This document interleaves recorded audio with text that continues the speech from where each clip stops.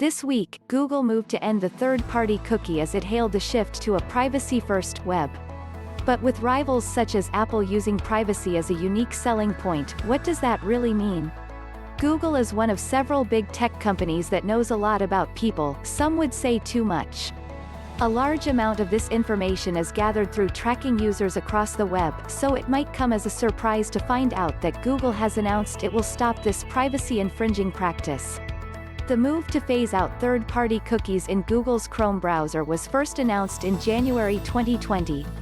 In a blog this week, Google Director of Product Management, Ads Privacy and Trust David Temkin hailed the move to a privacy-first web, describing the firm's decision to stop using third-party cookies to track people as they browse. The use of third-party cookies to track people has led to an erosion of trust.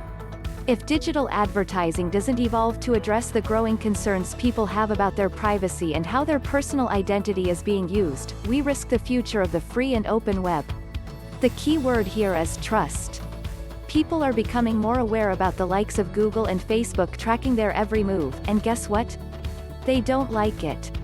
This has led to a number of initiatives from Apple, including its soon-to-launch iOS 14.5 feature that spells the end of the Identifier for Advertisers (IDFA). Apple's approach to privacy has proved popular. It has effectively marketed itself as the cape-wearing superhero of big tech, and it's no surprise that Google wants a piece of this pie. It's with this in mind that Google announced in its blog that it will not, as many had suspected, replace third-party cookie tracking with alternative user-level identifiers.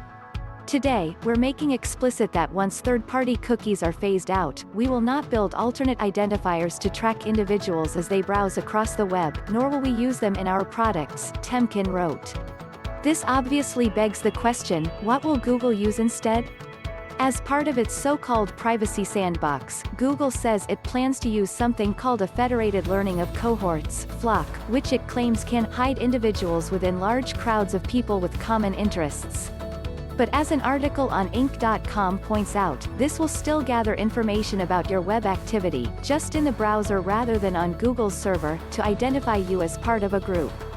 Instead of an ad network knowing that you are browsing for new golf clubs and then showing you ads for golf clubs across the internet, Chrome will build a profile of your interests, and then identify you as a part of a FLoC.